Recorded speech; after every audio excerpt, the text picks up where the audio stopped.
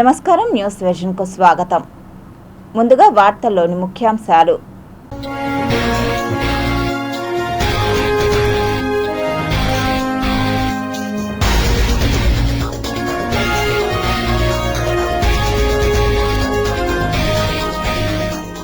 అమరావతిలో మరో అద్భుతం. 1450 ఎకరాలు 1000 కోట్ల రూపాయలు కేటాయించిన ముఖ్యమంత్రి చంద్రబాబు నాయుడు.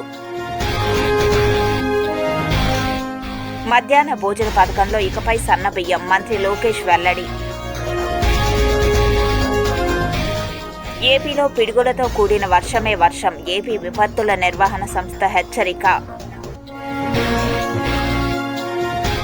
తిరుమల లడ్డూ ప్రసాదం తింటుంటే నాలుకకు గాయం, అసత్య ప్రచారాలను తిప్పికొట్టిన టీటీడీ. తిరుమల గ్రీనింగ్ ప్రాజెక్టు 2025 కల్లా పూర్తి, 4 కోట్ల రూపాయలతో ప్రణాళిక.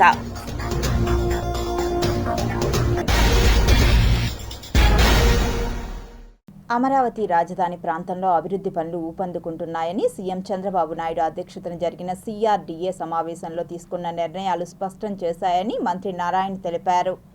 1450 ఎకరాలలో మౌలిక వసతుల నిర్మాణానికి 1052 కోట్ల రూపాయలతో టెండర్లు పిలవడానికి అధికారులు ఆమోదం తెలిపారు. ఈ ప్రాజెక్టు రాజధానిని ఆధునిక నగరంగా తీర్చిదిద్దడంలో కీలక పాత్ర పోషిస్తుందని ఆయన పేర్కొన్నారు. సీడ్ యాక్సెస్ రోడ్డును నేషనల్ హైవే 16తో అనుసంధానం చేసేందుకు టెండర్ ప్రక్రియను వేగవంతం చేయాలని నిర్ణయించారు.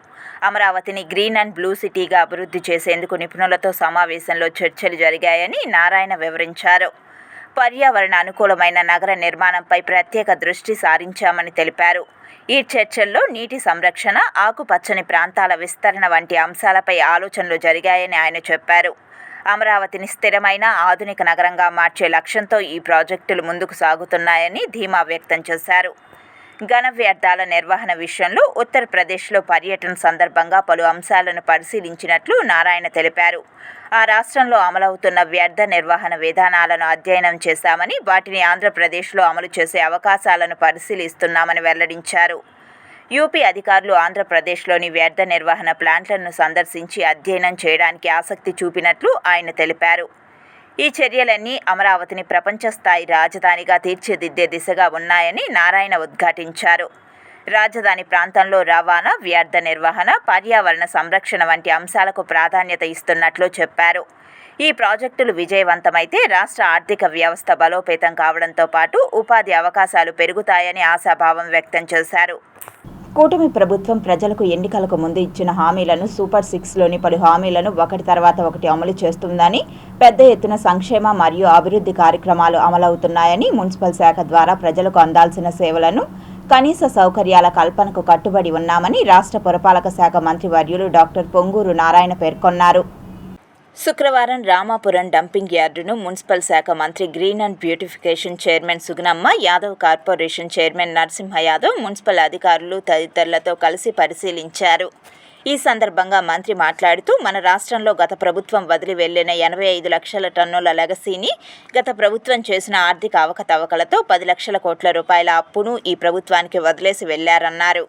మన ముఖ్యమంత్రి విజన్ ఉన్న నాయకుడని, గతంలోనే చంద్రబాబు నాయుడు ఉమ్మడి ఆంధ్రప్రదేశ్ ప్రభుత్వం ఉన్నప్పుడు క్లీన్ అండ్ గ్రీన్ కార్యక్రమాన్ని అమలు చేశారని, అలాగే 2014 నుంచి 19 సంవత్సరాలలో స్వచ్ఛాంధ్ర కార్పొరేషన్ ఏర్పాటు చేయడం జరిగిందని, స్వచ్ఛాంధ్ర కార్యక్రమాలను చేశామని, అనేక పరికరాలు కూడా మున్సిపాలిటీలకు ఇవ్వడం జరిగిందని, గత ప్రభుత్వం వాటిని పక్కన పడేసిందని ఇప్పటి మన ముఖ్యమంత్రి చంద్రబాబు నాయుడు గారు అక్టోబర్ 2వ తేదీ మచిలీపట్నంలో ప్రకటించారని, 365 రోజుల్లో ఈ రాష్ట్రంలో ఉన్న 85 లక్షల టన్నుల చెత్తను క్లియర్ చేస్తామని తెలిపారన్నారు.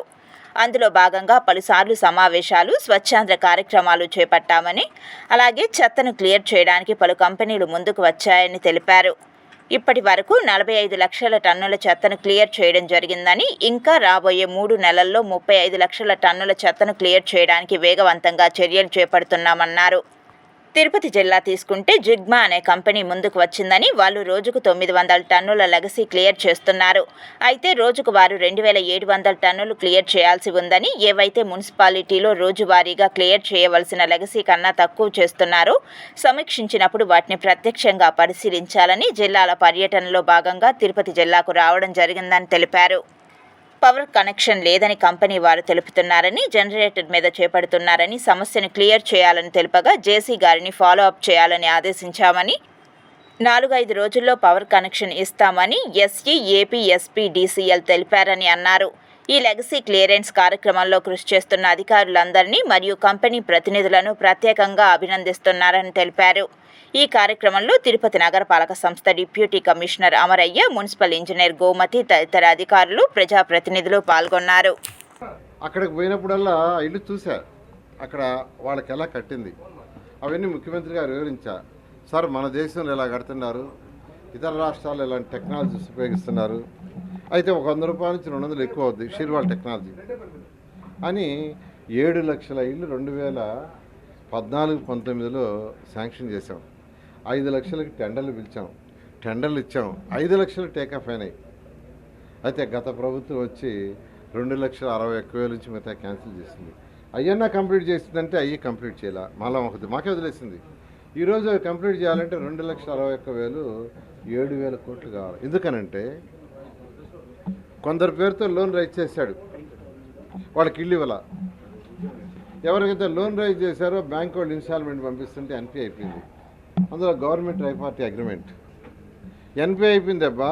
ఇప్పుడు మళ్ళీ కొత్తగా ఎవరికైనా ఇల్లు ఇవ్వాలా లోన్ అంటే వాళ్ళు ఇవ్వటంలా, వాళ్ళు లబోదిబో కొట్టుకుంటున్నారు. సార్, మాకు ఇల్లు ఇవ్వలేదు, మాకు ఎవ్రీ మంత్ 3 మంత్స్కి ఒకసారి వస్తుందంటే మొన్న 140 కోట్లు రాష్ట్ర ప్రభుత్వానికి కట్టేయమని ముఖ్యమంత్రి గారు ఆదేశిస్తే మొన్నే 3 డేస్ బ్యాకే వాళ్ళ తరఫున 140. ఎందుకంటే ఇల్లు ఇవ్వకుండా ఇన్స్టాల్మెంట్ కట్టడం అంటే దారుణం. 11వ అంతర్జాతీయ యోగా దినోత్సవంలో భాగంగా ఇందిరా మైదానం మల్టీ స్పోర్ట్స్ ఇండోర్ స్టేడియం నందు ఘనంగా తిరుపతి నగరపాలక సంస్థ ఆధ్వర్యంలో జిల్లా కలెక్టర్ అధ్యక్షతన యోగాంధ్ర కార్యక్రమాన్ని నిర్వహించారు. అంతర్జాతీయ 11వ యోగా దినోత్సవాన్ని గత మాసం రోజులుగా తిరుపతి జిల్లాలో ఘనంగా నిర్వహిస్తున్నారు. పతంజలి యోగా సమితి అధ్యక్షులు కైలాస్ సింగ్ రాజ్ పురోహిత్ శిక్షకుడిగా వారి బృందం కలిసి శనివారం యోగా సాధనపై శిక్షణ ఇస్తూ అవగాహన కల్పించారు. ఈ యోగా సాధనలో టీడీపీ నేతలు నరసింహ యాదవ్, కుమారమ్మ, కార్పొరేషన్ డిప్యూటీ మేయర్లు RC Munikrishna, Mudra Narayana, corporator Narasimhachari, Patanjali yoga Samiti coordinator voter Krishna సారథ్యంలో రాధిక, ఉమారెడ్డి తదితరులు పాల్గొని హాజరైన నగర ప్రజలకు యోగాపై అవగాహన కల్పించారు. యోగాంధ్ర క్యాంపెయిన్లో భాగంగా జూన్ 21వ తారీఖున గౌరవ ప్రధానమంత్రి గారు విశాఖపట్నం ఇచ్చే ఉన్నారు ఇంటర్నేషనల్ డే ఆఫ్ యోగా కోసం. దీంట్లో భాగంగానే లాస్ట్ 3 వీక్స్ నుంచి కూడా రాష్ట్ర వ్యాప్తంగా, జిల్లా వ్యాప్తంగా పెద్ద ఎత్తున యోగా కార్యక్రమాలు తీసుకోవడం జరిగింది. దాంట్లో భాగంగానే మాస్టర్ ట్రైనర్స్ని అదేవిధంగా ప్రతి విలేజ్ వార్డులో ఉన్నటువంటి అందరినీ కూడా మనము సిటిజన్స్ని రిజిస్టర్ చేసి వాళ్ళని సుమారుగా జిల్లాలో 6,000 వెన్యూస్ని గుర్తించి అక్కడ మనము ట్రైనింగ్ ఇవ్వడం జరిగింది. ఈరోజు 14న పెద్ద ఎత్తున 21వ తారీఖుకి ఒక రిహార్సల్ కార్యక్రమం కింద 21వ తారీఖున మనం ఎట్లయితే చేయబోతున్నామో అదేవిధంగా ఈరోజు ఆల్ వెన్యూస్ జిల్లాలో 6,200 వెన్యూస్లో, అదేవిధంగా అన్ని మండల హెడ్ క్వార్టర్లో, నియోజకవర్గ హెడ్ క్వార్టర్లో, జిల్లా హెడ్ క్వార్టర్స్లో కూడా మనం ఈ యోగా కార్యక్రమాలని, కామన్ యోగా ప్రోటోకాల్ని కూడా ఆచరించడం జరిగింది. అప్పలాయగుంట శ్రీ ప్రసన్న వెంకటేశ్వర స్వామి వారి బ్రహ్మోత్సవాలలో భాగంగా శ్రీ ప్రసన్న వెంకటేశ్వర స్వామి వారు రథోత్సవంపై విహరించి భక్తులను అనుగ్రహించారు. ఉదయం 7 గంటల నుంచి 8:30 మధ్య పుణ్యహవచనం, నవగ్రహ పూజ చేపట్టారు. తదుపరి 8:41 నుంచి 8:55 మధ్య రథారోహణం, 8:55 నుంచి 8:58 మధ్య రథాగమనం నిర్వహించారు. 9 గంటల నుంచి 10:30 వరకు భక్తజన సమూహం మధ్య రథోత్సవం చేపట్టారు. సాయంత్రం 5:30 నుంచి 6:30 మధ్య ఊంజల్ సేవ నిర్వహించనున్నారు. రాత్రి 7 గంటల నుంచి 8 గంటల మధ్య అశ్వవాహనంపై స్వామివారు భక్తులను ఆశీర్వదించనున్నారు. జూన్ 15 ఆదివారం ఉదయం 8 గంటల నుంచి 9 గంటల మధ్య పల్లకీ ఉత్సవం జరగనుంది. తదుపరి 9:15 నుంచి 10:30 వరకు స్నపన తిరుమంజనం చేపడతారు. అనంతరం ఉదయం 10:30 నుంచి 10:45 వరకు స్వామివారి చక్ర స్నానం నిర్వహిస్తారు. సాయంత్రం 4 గంటల నుంచి 5 గంటల మధ్య శ్రీవారి మాడవీధి ఉత్సవం జరుగుతుంది. రాత్రి 7 గంటల నుంచి 7:30 మధ్య ధ్వజారోహణంతో శ్రీ ప్రసన్న వెంకటేశ్వర స్వామివారి బ్రహ్మోత్సవాలు ముగియనున్నాయి. వాహన సేవలో TTD deputy EO Harindranath, AEO Devarajulu, superintendent Srivani, temple inspector Sivakumar, అర్చకులు, శ్రీవారి సేవకులు, భక్తులు పాల్గొన్నారు.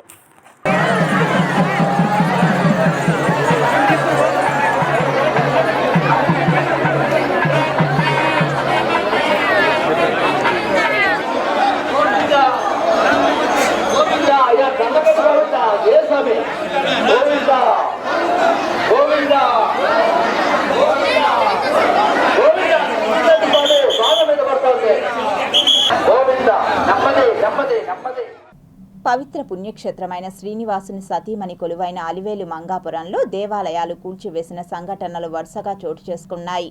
మొన్న వారాహి అమ్మవారి ఆలయాన్ని కూల్చివేసిన సంఘటన మరొక ముందే తిరుపతి కలెక్టరేట్ కార్యాలయం పక్కన ఉన్న నాగాలమ్మ ఆలయాన్ని కూల్చివేశారు. దేవాలయాలపైన వరుస దాడులతో హిందువుల మనోభావాలను దెబ్బతీస్తున్నారు.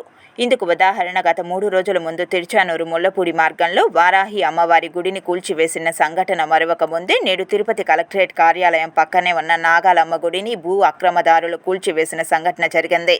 వివరాల్లోకి వెళ్తే దామినేడు సర్వే నంబర్ 191 5 ఎకరాల భూమిలో స్థానిక టీడీపీ నాయకుడైన బోర్విల్ యాజమాని కృష్ణమూర్తి నాయకుడికి దామినేడు గ్రామస్తులకు వివాదం జరుగుతోంది. అందులో భాగంగా కృష్ణమూర్తి నాయుడు తన అనుచరులతో శుక్రవారం అర్ధరాత్రి కలిసి ఆ భూమిలో వెలసి ఉన్న నాగాలమ్మ దేవాలయాన్ని రాత్రికి రాత్రే ధ్వంసం చేశారు. విషయం తెలుసుకున్న గ్రామస్తులు సంఘటనా స్థలానికి చేరుకుని పెద్ద ఎత్తున నిరసన కార్యక్రమాన్ని చేపట్టారు. ఆక్రమణదారులపైన గ్రామస్తులు తిరగబడడంతో ఉద్రిక్త వాతావరణం చోటు చేసుకుంది. పోలీసులు కలగజేసుకుని అక్కడి నుంచి ఇరు వర్గాలను పంపించి వేశారు. స్థానిక చంద్రగిరి డీఎస్పీ ప్రసాద్ సంఘటనా స్థలానికి చేరుకుని వివరాలను సేకరించారు.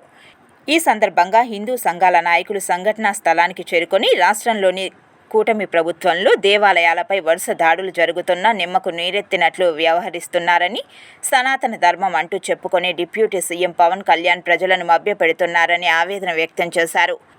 ఇప్పటికైనా దేవాలయాలపైన జరుగుతున్న దాడులను అరికట్టాలని డిమాండ్ చేశారు. నేను ఎన్నో ఏళ్ళ నుంచి 150 సంవత్సరాల నుంచి ఈ గుడి ఉన్నది. ఇక్కడ అందరికి మాకు ఇంటి దేవుడు ఈయనే. మేము అందరికి పిల్లకాయలకి ఎంటికలు తీసుకునేది అన్ని దేవుళ్ళకి ఎండే పెట్టుకొని పోతున్నాము. శీర్షాగు రేతుల్లో వచ్చి దీన్ని దుమ్ము సదరం చేసి వచ్చి మేము ఆబ్దాలు వచ్చే కాడికి మా మీద కొట్టేదానికి తిరగబడుకున్నారు వాళ్ళు. జేసీపీ అన్నీ వచ్చినాయి. ఒక గీట్లు ఏం కనపడకుండా ఎత్తుకొని పోయి వేసేసినారు. వాళ్ళు ఏం కనపడలేదు మాకాడ. వచ్చి దౌర్జన్యం చేసి ఇప్పుడు పెట్టినారు పసుపు కుంకుమం, ఇప్పుడు పెట్టుకున్నారు దేవుడికి. ఏరే చెట్టుకి పెట్టుకోవద్దా, ఈ చెట్టుకి ఎందుకు పెడుతున్నారని అడిగినాడు కృష్ణమూర్తి నాయుడు. ఏం చేస్తాడు? ప్లాట్ అంతా వచ్చి భూమి మాదని తీసుకున్నాడు. ఇప్పుడు మాకు ఈ గుడే కొట్టేసినారు కదా.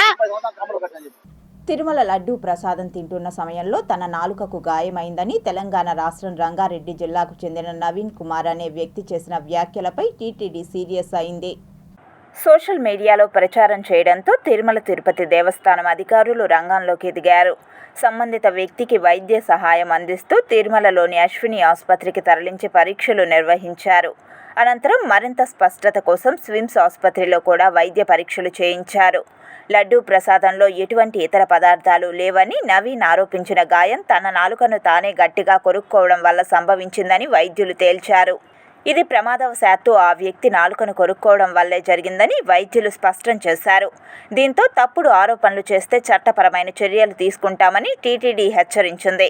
ఇలాంటి తప్పుడు ప్రచారాలతో భక్తుల విశ్వాసాన్ని దెబ్బతీయలేరని టీటీడీ పేర్కొంది. ఆంధ్రప్రదేశ్ రాష్ట్రంలోని పలు ప్రాంతాలలో పిడుగులతో కూడిన వర్షం పడుతుందని ఏపీ విపత్తుల నిర్వహణ సంస్థ తెలిపింది. ఉపరితల ఆవర్తనం, ద్రోణి ప్రభావం కారణంగా వాతావరణంలో మార్పులు చోటు చేసుకుంటున్నాయని తెలిపింది.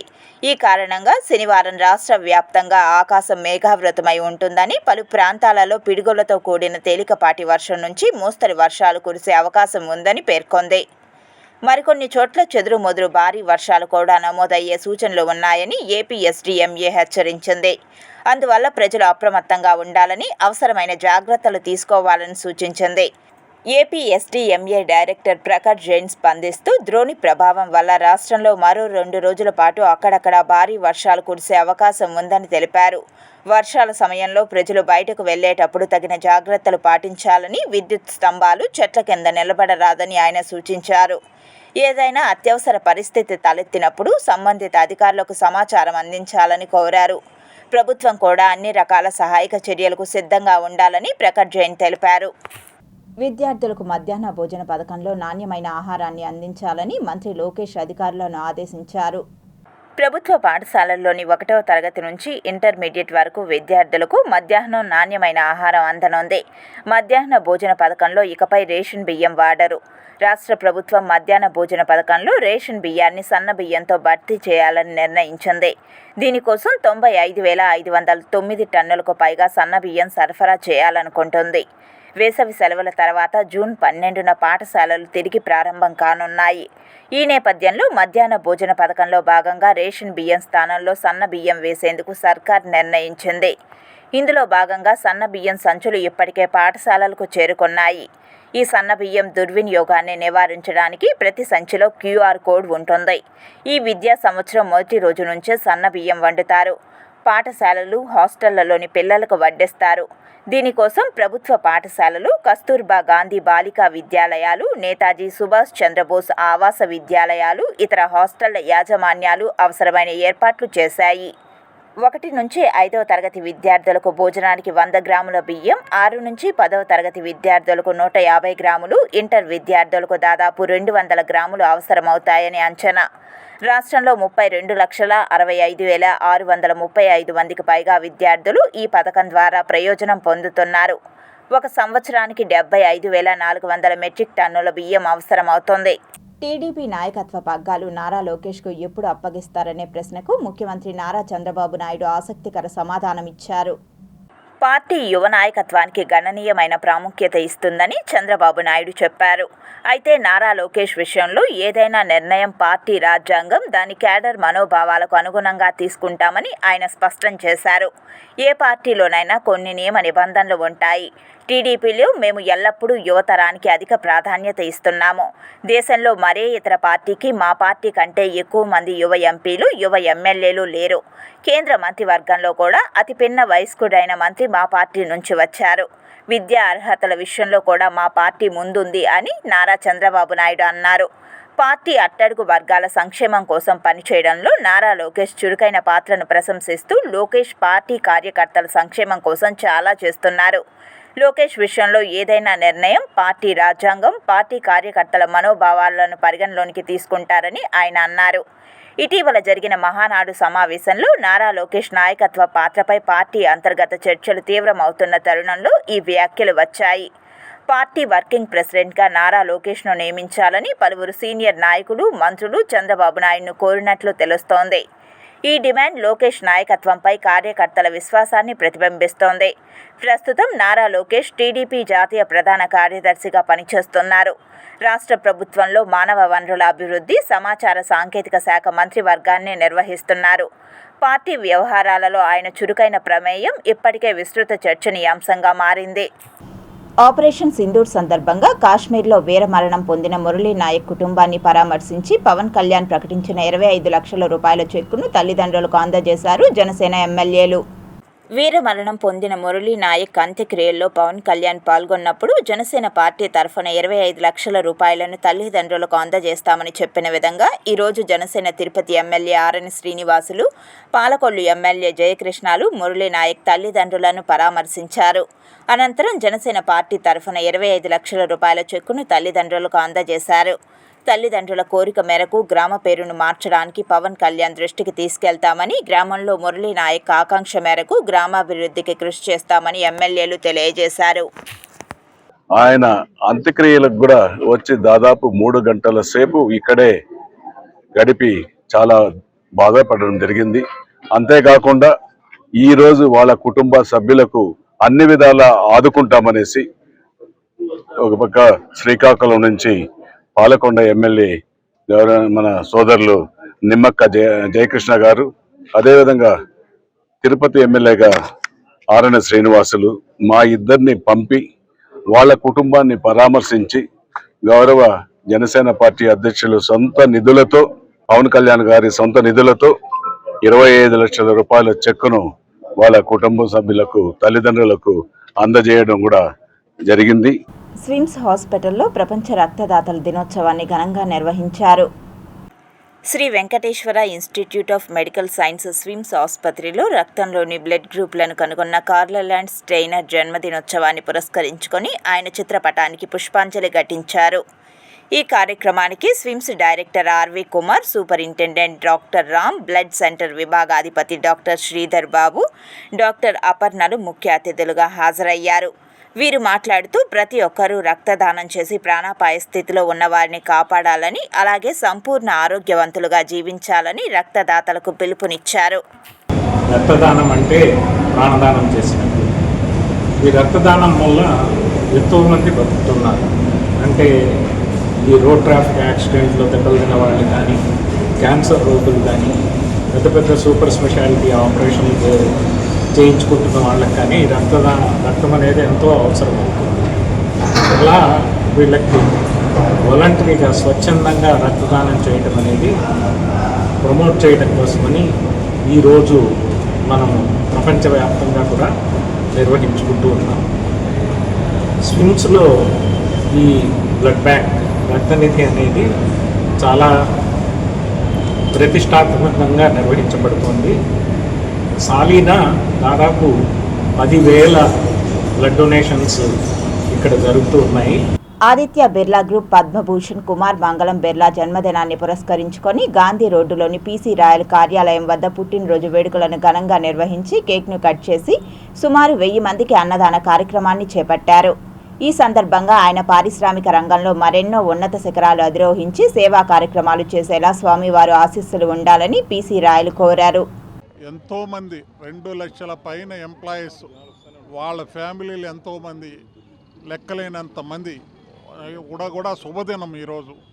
కుమారమంగళం గారి బర్త్డే సెలబ్రేషన్స్ తిరుపతిలో చేసేటప్పుడు మాకెంతో ఒక ఆశగా అందరు పేద ప్రజలకు ఈ సందర్భంగా అన్నదానం చేయాలనే ఉద్దేశంతో మా భానుప్రకాష్ రెడ్డి గారు టీటీడీ బోర్డు మెంబరు, అలాగే సామంచి శ్రీనివాస్ గారు బీజేపీ డిస్ట్రిక్ట్ ప్రెసిడెంట్ గారు రావడం, ఈవేళ ఈ జన్మదిన వేడుకల్లో వాళ్ళు కేక్ కట్ చేసి పంచుకొని పేదలకు అందరూ కూడా ఒక మంచి అన్నదానం చేయాలనే ఉద్దేశంతో ఈ యొక్క కార్యక్రమం స్టార్ట్ చేస్తాం. ప్రతి సంవత్సరం మా కస్తూర్బా గాంధీ ట్రస్ట్ ద్వారా కుటుంబం నుంచి ఈరోజు కుమారమంగళం బిర్లా గారి జన్మదిన వేడుకల్ని అత్యంత వైభవంగా ఈరోజు తిరుపతి నడిబొడ్డులో పీసీ రాయల్ గారు పేదలకి అన్నప్రసాద వితరణ, ఉదయం బట్టలు కూడా ఇవ్వడం జరిగింది. ఇది చాలా మంచి కార్యక్రమం.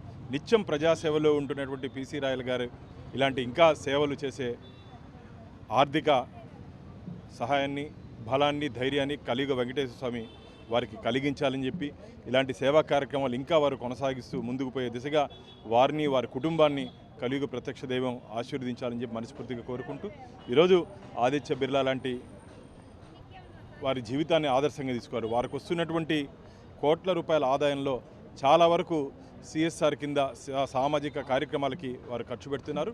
ఆడిగోపుల వెంకటరత్న స్మారకార్థం ప్రతిభా పురస్కారాల కార్యక్రమాన్ని వేమన విజ్ఞాన కేంద్రంలో కవులు, రచయితలు, మేధావుల నడుమ ఎస్వీయు వీసీ అప్పారావు ముఖ్య అతిథిగా హాజరు కాగా ఘనంగా నిర్వహించారు.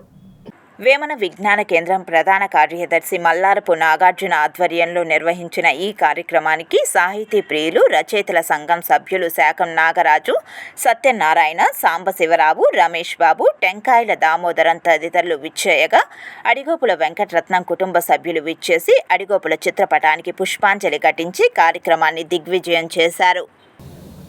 ఆయన ఎంత నిజాయితీ పరుడంటే 30 సంవత్సరాల పైగా నాగార్జున యూనివర్సిటీలో చీఫ్ ఇంజనీర్గా పనిచేసి రిటైర్ అయ్యేటప్పటికీ ఒక చిన్న అపార్ట్మెంట్కే ఆయన పరిమితమయ్యారు. దాన్ని చూస్తే మనకు తెలుస్తుంది ఆయన ఎంత నిజాయితీతో పనిచేశారు.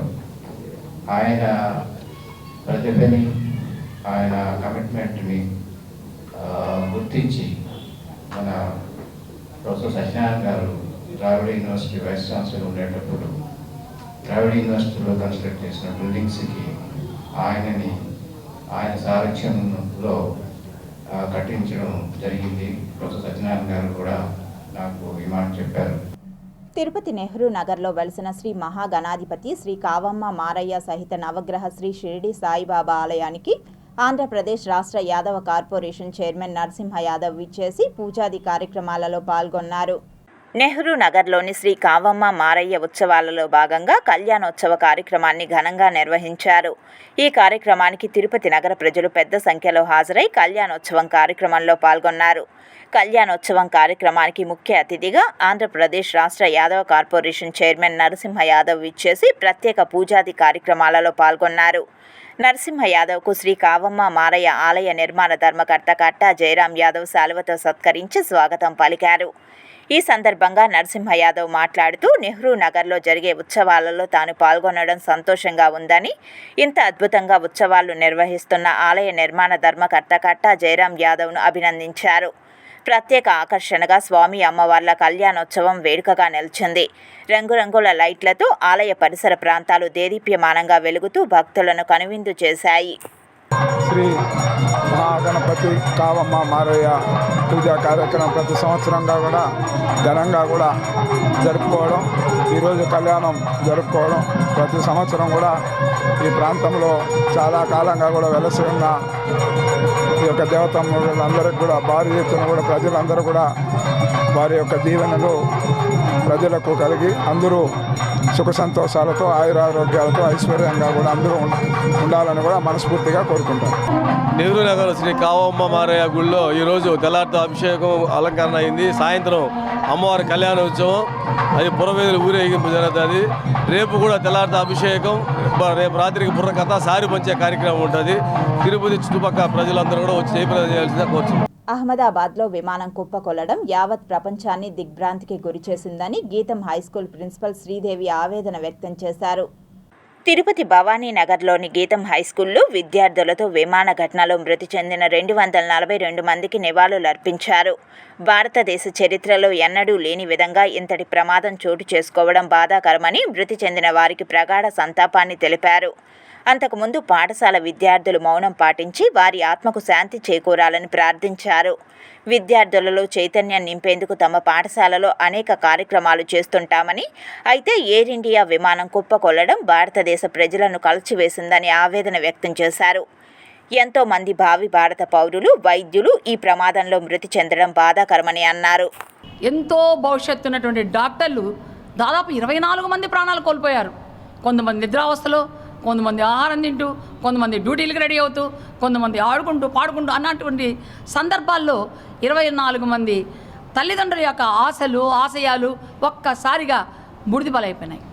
సో ఈ దుర్ఘటన నిజంగా చాలా కలిచివేస్తోంది, చాలా బాధాకరమైనటువంటి విషయం.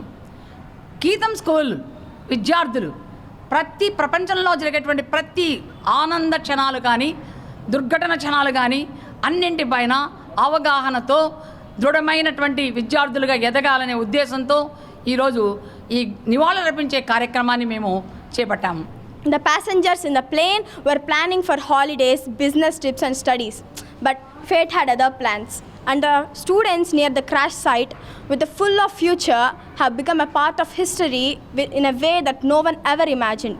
This tragedy taught us that the safety is not just a technology, it's a responsibility. And life is not just about speed, it's about the value. And even one survivor is a reminder and a hope that never ever completely disappears. మహిళలను కించపరిచే పార్టీలు గాని పత్రికలు గాని మనుగడ సాధించలేవని చిత్తూరు మహిళా విభాగం అధ్యక్షురాలు కార్యాల అరుణ చుడా చైర్మన్ కటారి హేమలత అన్నారు. సాక్షి ఛానల్లో ఇటీవల కొమ్మినేని శ్రీనివాస్ కృష్ణన్రాజు అమరావతిలోని మహిళలను కించపరిచే విధంగా అనుచిత వ్యాఖ్యలు చేసిన సందర్భంగా శనివారం చిత్తూరులో తెలుగుదేశం పార్టీ మహిళా విభాగం ఆధ్వర్యంలో పట్టణంలో భారీ ర్యాలీ నిర్వహించారు. ఈ సందర్భంగా మాట్లాడుతూ మహిళలను కించపరిచే విధంగా అనుచిత వ్యాఖ్యలు చేసిన కొమ్మినేని శ్రీనివాసులు ఇటీవల బెయిల్పై విడుదలయ్యారని తెలిపారు. మహిళలను కించపరిచే విధంగా మాట్లాడిన వారికి తగిన గుణపాఠం చెప్తామని, దీన్ని ప్రతిపక్షంలో ఉన్న వైఎస్ఆర్ కాంగ్రెస్ పార్టీ ఖండించకపోవడం బాధాకరమన్నారు. వెంటనే రాష్ట్ర మాజీ ముఖ్యమంత్రి వైఎస్ జగన్మోహన్ రెడ్డి మహిళలకు క్షమాపణ చెప్పాలని డిమాండ్ చేశారు. ఈ కార్యక్రమంలో తెలుగుదేశం పార్టీ నాయకులు, మహిళా నాయకురాళ్లు తదితరులు పాల్గొన్నారు. అమరావతి మహిళల్ని ఏ విధంగా కించపరిచారో కృష్ణంరాజు కేఎస్ఆర్ వాళ్ళని కోర్టులో విచారించినప్పుడు కూడా అవును నేను తప్పుగా మాట్లాడానని అనిపిస్తుంది. సో ఎవరైతే మాట్లాడారో వాళ్ళే రియలైజ్ అవుతున్నారు అక్కడ ఉన్న అమరావతి మహిళల్ని అంత ఆ రకంగా మాట్లాడకూడదు, అమరావతి అనేది ఒక దేవతలకు నిలయం అనేసి వాళ్ళే రియలైజ్ అయ్యి తప్పు ఒప్పుకున్నా కూడా జగన్మోహన్ రెడ్డి వాళ్ళు ఏ విధంగా సమర్థిస్తున్నారు అనేసి ఈరోజు మహిళలందరూ కూడా ఆయన మొహం మీద ఉంచుతూ ఉన్నారు. నువ్వు ఒక పార్టీకి అధినేతగా ఒక మాజీ ముఖ్యమంత్రి అయ్యింది మహిళల్ని అంత ఘోరంగా అమరావతి మహిళలన్నింటినీ కూడా అంత ఘోరంగా అవమానించడం నీకు ఆనందంగా ఉందా అని కూడా మహిళలందరి తరఫున కూడా ప్రశ్నిస్తున్నారు. ఒక ఛానల్ మీ నాయకుడు పెట్టి ఛానల్లో మాట్లాడుతుంటే మీరు దాన్ని ఖండించకుండా దానికి మద్దతుగా రావడం నేను చెప్తున్నా. రోజా నీకు హెచ్చరిస్తున్నావు, నీకు ఓడించి కనీసము 45,000 మెజారిటీతో తెలుగుదేశాన్ని గెలిపించాలి కాన్స్టిట్యూన్సీలో. ఎందుకంటే ఈ నోరు పారేసుకొని ఆనాడు అసెంబ్లీలో భువనేశ్వరి మేడం మాట్లాడారు. వాళ్ళ నాయకులే జోగి రమేష్ వాళ్ళు మా ఇంటికి వెళ్తే మా మహిళలే మిమ్మల్ని నిలదీశారు, ఇది తప్పని అన్నారంటే కూడా వాళ్ళ నాయకులు చెప్తుంటే కూడా జగన్మోహన్ రెడ్డి ఇది తప్పని తెలుసుకొని వాళ్ళ ఛానల్లో మాత్రం తప్పని ఖండించకుండా క్షమాపణ చెప్పుకుంటే రాష్ట్ర మహిళలకి మళ్ళీ దానికి సంబరాలు చేసుకుంటున్నాడు. డీలర్ల సమస్యల పరిష్కారం కోసం తన వంతు కృషి చేస్తామని చిత్తూరు మండల రేషన్ డీలర్ల అధ్యక్ష కార్యదర్శులు స్పష్టం చేశారు. శనివారం చిత్తూరులో రేషన్ డీలర్ల కమిటీ సమావేశం జరిగింది. ఈ సందర్భంగా కార్యవర్గాన్ని ఏకగ్రీవంగా ఎన్నుకున్నారు. అధ్యక్షులుగా రవి, ఉపాధ్యక్షులుగా యువరాజు, ప్రధాన కార్యదర్శిగా భరత్ జ్యోతి తదితరులను ఏకగ్రీవంగా ఎన్నుకున్నట్లు అధ్యక్షులు రవి మీడియాకు తెలిపారు. ఈ సందర్భంగా మాట్లాడుతూ గత ప్రభుత్వ హయాంలో రేషన్ డీలర్లు అనేక సమస్యలు ఎదుర్కొన్నట్లు తెలిపారు. ప్రస్తుత కూటమి ప్రభుత్వం డీలర్ల సమస్యలు పరిష్కరించేందుకు కృషి చేస్తుందన్నారు. చాలా కాలంగా ఉన్న సమస్యలను పరిష్కరించాలని, డీలర్లకు చెల్లించాల్సిన బకాయిలు వెంటనే చెల్లించాలని డిమాండ్ చేశారు. చిత్తూరు డీలర్స్ అందరికీ ఏ క్షణమైన ఏ సమస్య ఉన్నా కానీ అర్ధరాత్రి అయితే కూడా నేను సాల్వ్ చేసి ముందుంటాము. అధ్యక్షుడు రెవెన్యూకి మరియు జ్యోతిష్ రెడ్డి కూడా కృతజ్ఞతలు తెలుపుకుంటున్నాను. ఏకగ్రీవంగా ఎన్నుకున్నాను. మండల చిత్తూరు రేషన్ డీలర్ అసోసియేషన్ జరిగింది. అందులో భాగంగా కొత్తగా నూతన కార్యవర్గం ఎన్నుకోబడింది. అందులో ప్రెసిడెంట్గా రవి అనే నన్ను ఎన్నుకోబడింది. వైస్ ప్రెసిడెంట్గా యువరాజు, జాయింట్ సెక్రటరీగా మన భరత్, కమిటీ మెంబర్లుగా అలాగే మన గౌరవ సలహాదారుగా మన జ్యోతిశ్వర రెడ్డి గారిని కూడా ఎన్నుకోబడింది. అందులో భాగంగా ఈరోజు సమావేశం జరిగినది. తిరుపతి లోకల్ బులియన్ మార్కెట్లో బంగారం, వెండి ధరలు ఇలా ఉంటాయి. 24 క్యారెట్ల 10 గ్రాముల బంగారం ధర 1,02,910 రూపాయలు. 22 క్యారెట్ల 1 గ్రామ్ బంగారం ధర 9,320 రూపాయలు. 1 కేజీ వెండి ధర 1,09,300 రూపాయలు. 1 గ్రామ్ రిటైల్ వెండి ధర 112 రూపాయల 30 పైసలు. వార్తలు ముగించే ముందు ముఖ్యాంశాలు మరోసారి.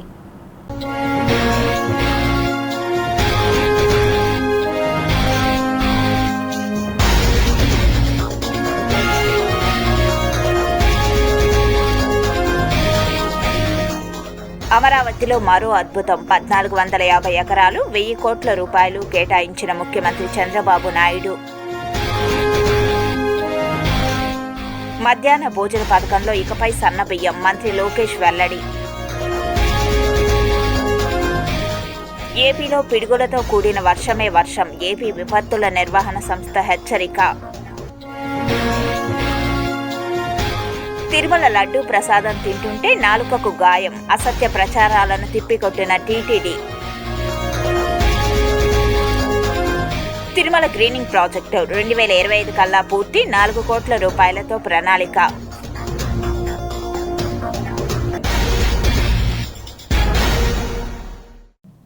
ఈ వార్తలు ఇంతటితో సమాప్తం. సమగ్ర సమాచారంతో న్యూస్ విజన్లో మళ్ళీ కలుద్దాం. అంతవరకు సెలవు. నమస్కారం.